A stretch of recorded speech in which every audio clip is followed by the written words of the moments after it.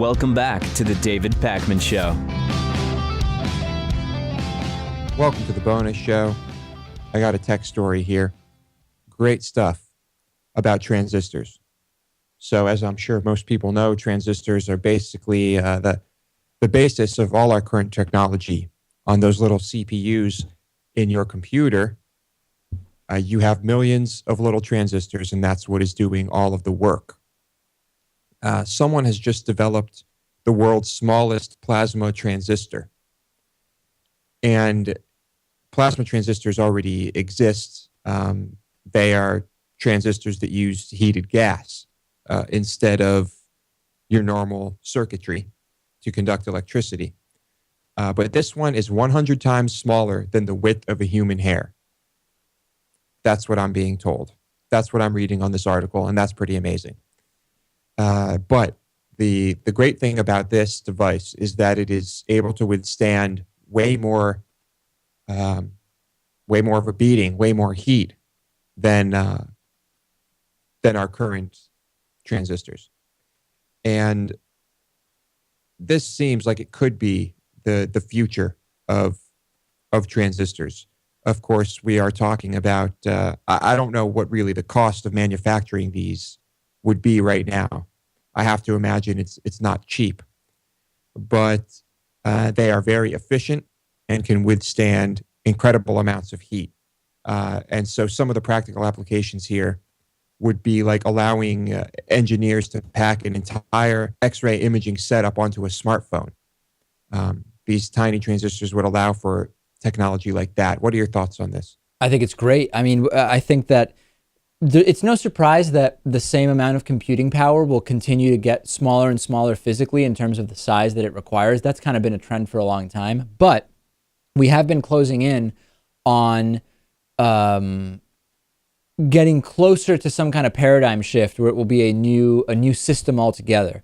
And then remember, Lewis is describing the first iteration, right? Like version 1.0 or even version 0.9 of this. So imagine what the subsequent versions of this new technology could be years from now. I think that I think that Ray Kurzweil is a little bit of a nutty guy, but he's been right about a lot of things when it comes to technology, and I think he's completely right that we are at this 5 to 10 year point where technology is just going to develop so much in the next 5 to 10 years, and we're going to see some amazing things. Right. This is kind of an interim, I think, between what we have now and quantum computing, DNA computing, and we'll see what happens. It's pretty fascinating stuff. This was fabricated by Professor Masoud Tabib Azhar and doctoral student Pradeep Pai at the University of Utah. So, yeah, look it up. Great stuff. And I also have another tech story here. Hyundai or Hyundai? I've heard it said both ways. I don't really know. I just kind of switch back and forth and hope nobody notices. Hyundai, call it what you will. They have created a hydrogen-powered car. A lot of companies are doing this. This is happening in California. And basically the idea here is to harvest hydrogen from wastewater treatment plants.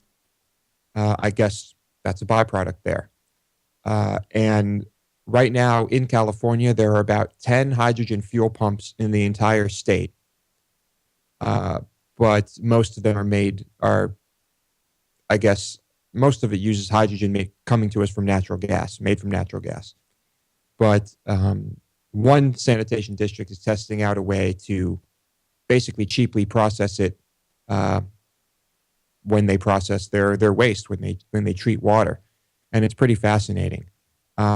So, yeah, Hyundai is, let's see, over 90,000 people have expressed interest in this vehicle.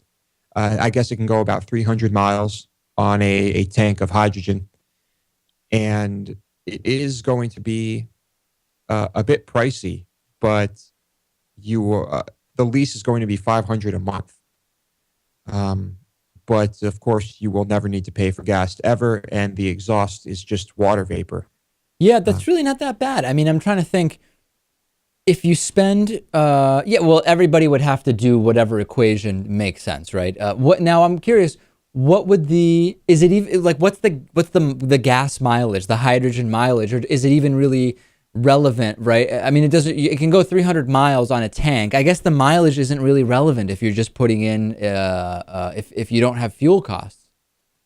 Right. Yeah. I don't know what the actual equivalent would be in terms of miles per gallon. It doesn't list that here. But they say it takes 3 minutes to fill up the tank, assuming you're around one of these stations, and then you're good for 300 miles. Yeah, I love this. I mean, the one thing that does concern me is that for a while, this is going to be really expensive. So even if today we were to have a perfect hydrogen car ready for mass market and it goes on sale, how long would it take until we were off of gasoline vehicles? I mean, it could be, assuming that the big oil companies didn't become even more obstructionist, which they probably would, it would still take decades and decades at a minimum to rid ourselves of gasoline vehicles. Yeah, I think you're right. Some people are concerned that the fuel tank could explode. Yep. As I'm sure everyone knows, hydrogen is very volatile. So, and they are insisting that the fuel tank is extremely safe. It's an inch thick and wrapped in carbon fiber. They say in testing, we tried to penetrate it with a high-powered rifle. We set it on fire. We crash tested it. The thing's impenetrable. So, if that makes you feel better about it, there it is. Hyundai's hydrogen-powered car. All right, let's talk more about Paris. Yeah, so, okay, Paris. I mean, I really like Paris, and I had never been. I've been to other European cities. I didn't know exactly what to expect. What I did know was that my home city of Buenos Aires in Argentina is based on Paris in a lot of ways, in terms of the architecture, in terms of the layout of the city and the diagonals and kind of the general layout of it. And when I got there, that was abundantly clear, right? It clearly is like a much better kept up Buenos Aires, or Buenos Aires is like Paris if you didn't clean the streets for a while or allowed buildings to fall into disrepair a lot more, in part because of the ongoing and constant financial and economic crisis of Argentina. People said, oh, the French are mean to Americans and this whole thing. Everybody was perfectly nice, and it was really just no big deal at all. I took a few years of French. French has a lot of similarities with Spanish, so I would basically speak to people in French, and they would notice that we were traveling from the US, and oftentimes they would switch to English, or they wouldn't, or they'd switch to Spanish. It was really no big deal. Everybody was super nice. Now, at one restaurant, there was this really weird incident where it's a restaurant that I had researched, and it's a place where mostly locals go, but some tourists like also to go because it's kind of like it's a local place, so you're not going to places that are designed for tourists, which is really what I try to avoid every time I travel. There were two Americans who came in, and they sat near us during dinner. And the guy, it was a father and a son, and they represented the epitome of the annoying American traveler around the world. First, they sat down, and there was some issue with the menus. They didn't have a menu in English there, and that was complicated, et cetera, et cetera. So that was kind of like a big issue. When they finally go to order, I can hear everything. The dad is doing the order. He says, beer? And the woman says, okay. And then she asks in French what size they want. And he holds out his hand and he says, grande? As if it's all of a sudden a place that speaks Spanish or something like that. Okay, fine. For some reason, he said that word in Spanish. Then his son orders a duck dish. And the waitress asks a question about like a side that he wants. And the dad interjects, kind of assuming the waitress didn't even understand, which of course she understood perfectly. She understands English. And he starts saying, canard, which of course is a horrible pronunciation of the French word for duck.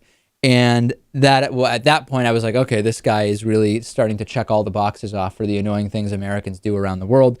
And then it comes for him to order, and he points and he says, pollo, which of course is, again, a poor Spanish pronunciation of the word for chicken, when on the menu, it had the French word for chicken, poulet, which it was all just very, very strange. And throughout the evening, they were just making every faux pas, every caricature of the annoying American abroad these guys were doing. And I didn't really care. I thought it was funny, except I didn't want to be wrapped into it. You know what I mean? In the mind of the waitress. I guess I wasn't. I'm sure you've bumped into stuff like this traveling, Lewis. Everywhere I go, I see this. And I start believing it myself that there are these obnoxious Americans everywhere being loud and annoying and stereotypical and abrasive and culturally insensitive. And I think that honestly, I think that maybe we're the exception. Who knows, though? Maybe I've been guilty of this myself. I don't know. I did meet several Americans, like standing in line for the Eiffel Tower to go up to the Eiffel Tower. There was a group of very nice Southern ladies. They were about 65 years old or something like that. And they were very nice. They all were talking about how they had been studying French for several months before their trip, and they've been mostly communicating in French, or at least making an effort and greeting people and saying goodbye, please, thank you, and you're welcome in French. Which is really, nobody expects that everybody's going to speak French when they go to France, but you're at least making an effort to communicate some niceties in the local language. That's really all that's being done. The other thing was, as I mentioned on the regular show, I laid over in Reykjavik in Iceland. You spent a few days in Iceland, Lewis. Flying in, it really seems like a fascinating place. On the plane, there were a bunch of shows you could watch about the Icelandic cuisine and Icelandic stuff to do. I would be very interested next time. Iceland Air has this free layover thing where if you stay over for 50 minutes, just switching on to your next flight, or up to 7 days, it doesn't change the price of your ticket. And it's designed to encourage people to spend a few days in Iceland. I'd be very interested in spending some time there. You liked it, right? I did. I would say socially, it wasn't the most fascinating place. The cuisine was so-so, but geographically, I found it incredible. There's a lot to see and do there. It's very expensive. You can, if you want to, take the island all the way up north and enter the Arctic Circle and see the Northern Lights, all sorts of stuff like that. But it is very expensive. But yeah, pretty amazing place. Did you go to the catacombs when you were in Paris? I did not. I did not have a chance to do that. Damn. Yeah. I did not get to do that either when I was there. I wanted to so badly, but oh well, maybe next time. There's different scams around the world, right? And there was a new one in Paris. Most of them I'm familiar with. At the subway stations, people try to come up and, quote, help you with your subway ticket. And of course, they steal your money one way or another, or ask for tips or whatever. I've seen tons of different scams, but I was walking with my girlfriend near the Arc de Triomphe, and we're just looking at it. And clearly we're tourists at that point. No, people don't usually look that way. And a guy just happens to walk by, and he bends over and he says, oh, excuse me. He bends over and he picks up a gold ring, like a gold band, and he hands it back to us as if it's ours, as if we had dropped it. And I said, yeah, I think I would have noticed if there was this bright gold ring on black pavement below me. But whatever, I guess the guy just honestly walked by and he grabbed it, and we said, no, it's not ours. And he said, oh, okay. And then he communicated, I don't remember how, but that he doesn't want it either. So we can just keep it. And he puts it on my girlfriend's finger, and then he shakes her hand and he shakes my hand, and then he walks away. And we say, that was really weird. And then I thought that was the end of it. Then the guy walks back over and he starts asking for a euro coin. And for what he had done. So clearly he had walked over with the frickin' ring, and he just bent over and pretended to pick it up. And it's a whole routine he does. And I just said no, and I handed the ring back to him. And then he asked for a euro coin, and I said, I don't have any change. I don't want the ring. Goodbye. And that was it. That's a new one. I've never experienced that one before. Yeah, I guess as far as scams go, as far as extortion goes, that's not really too bad, right? Right. Yeah, it could have been much worse. It could have been far more aggressive and blah, blah, blah. It was somewhat creative. Clearly, he just went on to the next person and tried to do it to someone else. All right. Well, David in Paris and Iceland. It's been a long time since I was in Paris, but I would still recommend Paris and Iceland. And yeah, that's it for today's bonus show.